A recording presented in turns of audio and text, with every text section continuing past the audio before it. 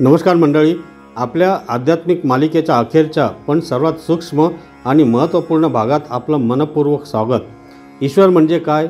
ईश्वर मिळतो का? ईश्वर भेटतो का? कुठे भेटतो? संतांनी ईश्वराला कसा अनुभवला आणि भगवद्गीतेने आपल्याला काय शिकवलं हे आपण आधीच्या भागांमध्ये पाहिलं। पण आता प्रश्न आहे, मी स्वतः ईश्वराचा अनुभव कसा घ्यावा? आज आपण पाहणार आहोत साधना, ध्यान, नामस्मरण आणि अंतर्मनातील अनुभव या मार्गांनी परमेश्वर कसा भेटतो। काही वेळा आपण संकटात असतो आणि अचानक कुठून तरी मदत होते, तोच ईश्वर असतो। आईचं प्रेम, पित्याचं संरक्षण, गुरूचं ज्ञान, मित्राचं साथ हे सगळं ईश्वराचं रूप आहे। सेवेतून, समर्पणातून, अश्रूतून, हास्यातून जो भेटतो तो म्हणजे ईश्वर। माझं काही नाही, सगळं तुझंच आहे ही भावना ज्या क्षणी मनात येते तेव्हाच तो ईश्वर आपल्याला भेटतो। जीवनातील चमत्कारिक क्षण, आई, गुरु, मित्र, सेवा देवाचे रूप आहेत। समर्पणाची भावना म्हणजेच ईश्वर। ईश्वर सिद्ध नाही तर अनुभवायचा असतो। आपण अनेक वेळा विचारतो, ईश्वर आहे का?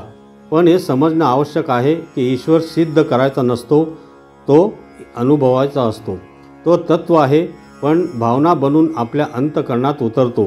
त्यासाठी लागते साधना। अनुभव हीच खरी प्रामाणिकता आहे, कारण जो अनुभवलाय त्याला शंका राहत नाही। साधना म्हणजे केवळ ध्यान, पूजन किंवा नियम नव्हे। साधना म्हणजे ईश्वर प्राप्तीसाठीचे सातत्यपूर्ण मनपूर्वक केलेले प्रयत्न। देवाचे नाम मनात गुंजवणे, देवाचे नाम सतत घेत राहणे म्हणजे नामस्मरण। अंतर्मनात एकाग्र होणे म्हणजे ध्यान। कृतीतून भाव दाखवणे म्हणजे सेवा।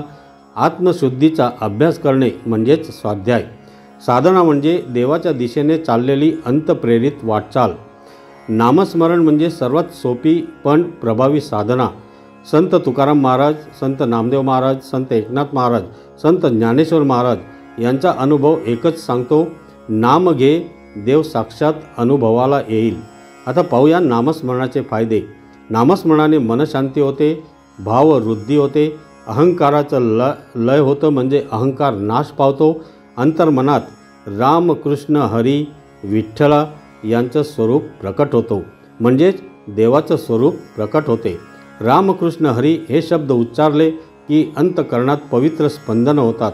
देवाचं नाव ते कुठलेही असो, ते शब्द उच्चारले की अंतःकरणात पवित्र स्पंदन होतात।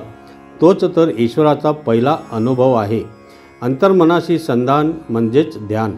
ध्यान म्हणजे फक्त डोळे मिटणे नाही, मन एकाग्र करून आत्मसाक्षात्काराच्या दिशेने जाणे।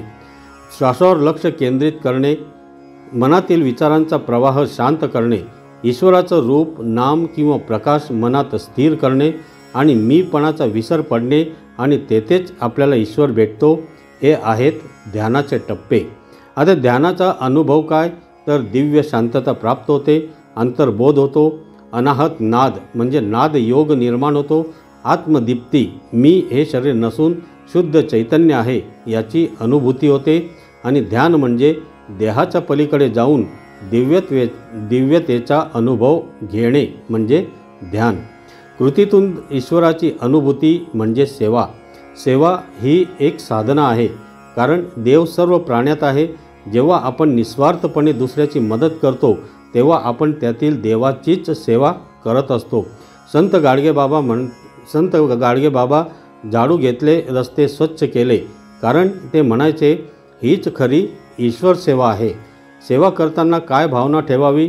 तर तू आहेस तुझ्यात, पण मी तुला नमस्कार करतो देव म्हणून। सेवा म्हणजे हाताने केलं गेलं पण मनाने देवालाच अर्पण झालेलं काम। दिव्यता जवळ येते, ती अंतर्मनातील अनुभव। एक काळ येतो जिथे शब्द संपतात, विचार थांबतात आणि एक शांत, गूढ, दिव्य अनुभूती उरते। त्या अवस्थेत डोळे मिटले तरी प्रकाश दिसतो, शरीराची जाणीव नाहीशी होते, परम शांती आणि परमानंद यांचा अनुभव होतो। संत एकनाथ महाराज म्हणतात, मन जाई जिकडे तिकडे विठोबा दिसे, स्थिर झाले अंतर्मन, आत भेटले देवस्वरूप। एक क्षण म्हणजे ईश्वराने आपल्या आतमधून हलकेच डोकावलेले क्षण असतात। एकदा संतांनी सांगितले, मी शोधला त्याला मंदिरात, तो नव्हता. मी गेलो जंगलात, तिथेही नव्हता. शेवटी डोळे मिटले आणि मनाच्या अंतरात गेलो, तो तिथेच भेटला, तो तिथेच होता. आपलं अंतरंग शांत झालं की तिथेच ईश्वर भेटतो. तो आत्मरूप साक्षीभाव आनंद स्वरूप आहे. ध्यान, नामस्मरण, साधना हे आपल्याला त्याच्या जवळ नेणारे मार्ग आहेत. आत्मदर्शन म्हणजेच ईश्वर दर्शन, ध्यान, साधना, नामस्मरण, शांत अंतकरण, साक्षात देवाचा वास. अनुभवासाठी काय आवश्यक आहे तर अनुभवाआधीही विश्वास असला पाहिजे म्हणजेच श्रद्धा. दररोजची साधना असली पाहिजे म्हणजे सातत्य असले पाहिजे. दिखावा नव्हे तर अंतर तेज पाहिजे म्हणजेच प्रामाणिकता पाहिजे. बाह्य आकर्षणापासून मन मागे खेचलेलं पाहिजे म्हणजेच वैराग्य पाहिजे.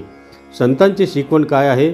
किती दिवस नाम घ्यावं? जोपर्यंत नामातच देव भेटतो. ईश्वराच्या अनुभूतीनंतर काय बदलतं तर मन शांत होतं, राग, द्वेष, मोह कमी होतात. जगात सर्वत्र चैतन्य, प्रेम आणि दैवत्व दिसू लागतं. नंतर मी अमर आत्मा आहे हे आपल्याला उमगतं. ही अनुभूती एकदा झाली की परत मागे पाहावंसं वाटत नाही. तर मंडळी, संपूर्ण मालिकेचा निष्कर्ष काय आहे तर ईश्वर भेटतो का? हो, नक्की भेटतो. कुठे भेटतो? आपल्या आत, प्रेमात, शांततेत आणि साधनेच्या वाटेवर. तो दिसत नाही पण अनुभवता येतो. तो अनुभव घ्या, साधना करा आणि तुमचं जीवनच बनवा ईश्वरमय. चला मग एक प्रश्न स्वतःला विचारूया. मी आजवर कुठे कुठे ईश्वर शोधला आणि आता समजलं तो तर माझ्या श्वासात होता, माझ्या स्पंदनात होता, माझ्या प्रेमात होता. देव सगळीकडे आहे पण तो फक्त शुद्ध अंतकरणात दिसतो. ईश्वर भेटतो, हो नक्की भेटतो, पण त्याला शोधायचं नाही, अनुभवायचं आहे. म्हणूनच मंडळी, देवळात जा, ध्यान करा, नामस्मरण करा, पण एक क्षण स्वतःच्या मनाशीही बोला. कारण त्या मनाच्या शांततेत, त्या आत्म्याच्या गुढात ईश्वर आपल्या वाटेकडे पाहत असतो. तर मंडळी, आज आपण पाहिलं की ईश्वराचा अनुभव हा फक्त वाचनाने, कीर्तनाने किंवा वादविवादाने मिळत नाही. तो मिळतो फक्त साधनेने. नामस्मरण, ध्यान, सेवा आणि आत्मावलोकन हेच खरे मार्ग आहेत. आणि त्या मार्गावर चालताना एका क्षणी तो स्पर्शतो अंतर्मनाला, हृदयाला, अस्तित्वाला. तो स्पर्श म्हणजेच ईश्वर दर्शन. तर मंडळी, तुम्हाला ही आध्यात्मिक चर्चा आवडली का? ही संपूर्ण मालिका तुम्हाला आवडली असेल तर नक्की कमेंटमध्ये तुमचं मनोगत शेअर करा. तुमची अनुभूती, तुमच्या साधनेचा अनुभव आम्हाला लिहा. नक्की लाईक करा, चॅनलला सबस्क्राईब करा आणि ही मालिका जरूर शेअर करा, जेणेकरून अधिक लोकांना ईश्वराच्या दिशेने चालता येईल. धन्यवाद.